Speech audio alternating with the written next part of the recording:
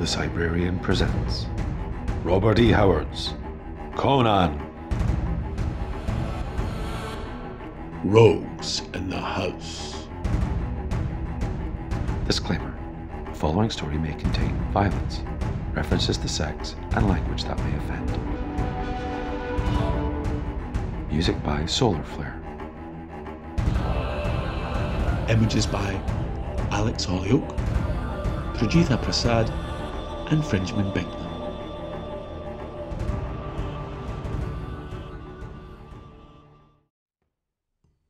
Chapter 2.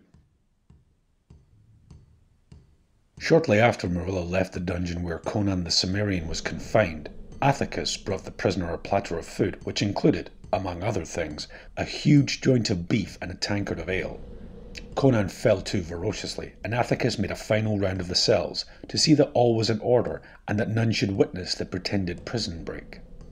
It was while he was so occupied that a squad of guardsmen marched into the prison and placed him under arrest. Marilla had been mistaken when he assumed this asset denoted discovery of Conan's planned escape. It was another matter.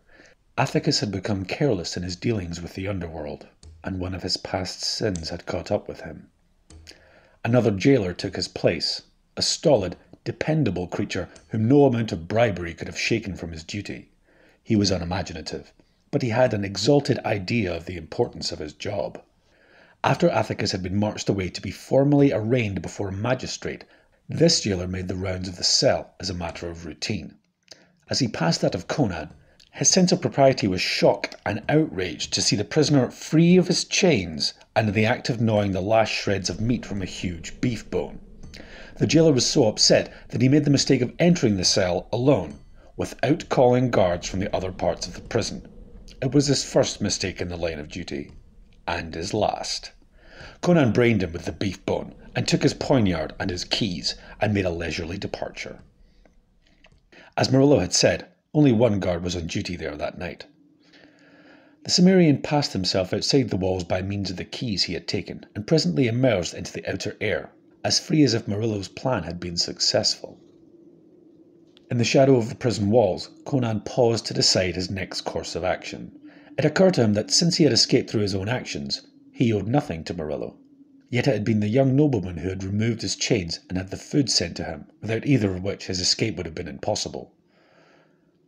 Conan decided that he was indebted to Marilla, and, since he was a man who discharged his obligations evenly, he determined to carry out his promise to the young aristocrat. But first he had some business of his own to attend to. He discharged his ragged tunic and moved off through the night naked but for a loincloth. As he went, he fingered the poniard he had captured, a murderous weapon with a broad, double-edged blade 19 inches long. He slunk along alleys and shadowed plazas until he came to the district which was his destination, the maze. Along its labyrinthian ways he went with the certainty of familiarity. It was indeed a maze of black alleys and enclosed courts and devious ways, of furtive sounds and stenches. There was no paving on the streets. Mud and filth mingled in an unsavoury mess. Sewers were unknown. Refuse was dumped into the alleys to form reeking heaps and puddles. Unless a man walked with care, he was likely to lose his footing and plunge waist-deep into nauseous pools.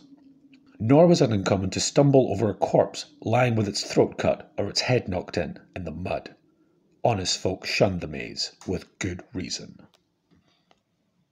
Conan reached his destination without being seen, just as one he wished fervently to meet was leaving it. As the Cimmerian slunk into the courtyard below, the girl who had sold him to the police was taking leave of her new lover in a chamber one flight up. This young thug, her door closed behind him, groped his way down a creaking flight of stairs, intent on his own meditations, which, like those of most of the denizens of the maze, had to do with the unlawful acquirement of property. Partway down the stairs, he halted, suddenly, his hair standing up. A vague bulk crouched in the darkness before him.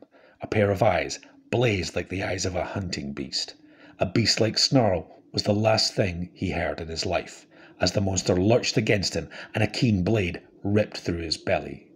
He gave one gasping cry and slumped down, limply, on the stairway.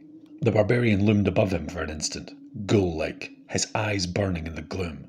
He knew the sound was heard, but the people in the maze were careful to attend to their own business. A death cry on darkened stairs was nothing unusual. Later, someone would venture to investigate, but only after a reasonable lapse of time. Conan went up the stairs and halted at the door he knew well of old. It was fastened within, but his blade passed between the door and jamb and lifted the bar. He stepped inside, closing the door after him, and faced the girl who had betrayed him to the police. The wench was sitting cross-legged in her shift on the unkempt bed. She turned white and stared at him as if at a ghost. She had heard the cry from the stairs, and she saw the red stain on the poniard in his hand, but she was too filled with terror on her own account to waste any time lamenting the evident fate of her lover. She began to beg for her life, almost incoherent with terror. Conan did not reply. He merely stood and glared at her with his burning eyes, testing the edge of his poniard with a calloused thumb. At last he crossed the chamber, while she cowered back against the wall, sobbing frantic pleas for mercy. Grasping her yellow locks with no gentle hand, he dragged her off the bed, thrusting his blade in the sheath. He tucked his squirming captive under his left arm and strode to the window. As in most houses of that type, a ledge encircled each story, caused by the continuance of the window ledges. Conan kicked the window open and stepped out onto that narrow band. If any had been near or awake, they would have witnessed the bizarre sight of a man moving carefully along the ledge, carrying a kicking, half-naked wench under his arm. They would have been no more puzzled than the girl. Reaching the spot he sought, Conan halted, gripping the wall with his free hand. Inside the building rose a sudden clamour, showing that the body had at last been discovered. His captive whimpered and twisted, renewing her importunities. Conan glanced down into the muck and slime of the alleys below. He listened briefly to the clamour inside and the pleas of the wench. Then he dropped her, with great accuracy, into a cesspool. He enjoyed her kickings and flounderings and the concentrated venom of her profanity for a few seconds, and even allowed himself a low rumble of laughter. He then lifted his head, listened to the growing tumult within the building, and decided it was time to kill Nabonidus.